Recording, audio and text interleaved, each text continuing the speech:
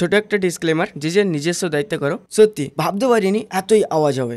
দিওয়ালির excited প্রচুর ছিল, তার সাথে ইউটিউব বলো ফেসবুক বলো সব জায়গাতে এই বন্দুকটা ছড়াছড়ি কিভাবে তৈরি করছে অনেক সবাই বানাচ্ছে। তো আমিও ভাবলাম চলো আমিও বানাই, কি সত্যিকারের এরকম কি আওয়াজ হয় এত জোরে, সেইটাই আজকে দেখার বিষয় আছে। হাই বন্ধুরা, কেমন আছো? আশা করি সবাই ভালো আছো। সবাইকে সবার প্রথমে হ্যাপি দীপাবলি। তো চলো আজকে নতুন একটা বন্দুক তৈরি করেছি, সেটা তোমাদেরকে দেখানোর চেষ্টা করবো। সেটাতে কত খরচ হয়েছে, তার সাথে কিভাবে বানালাম সেটাও তোমাদেরকে আজকের এই ভিডিওর মাধ্যমে দেখানোর চেষ্টা করবো।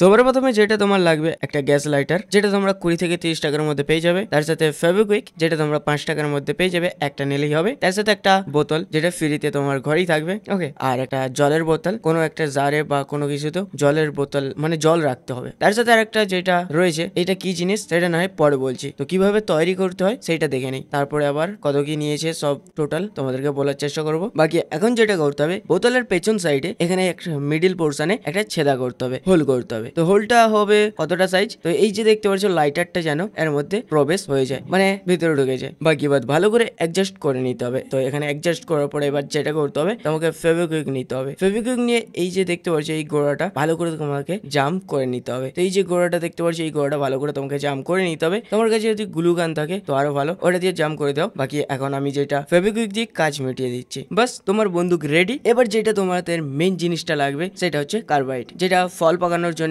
লাগে ব্যবহৃত হয়। এটা তোমরা মুদিখানা দোকানে ইজিলি সে পেয়ে যাবে।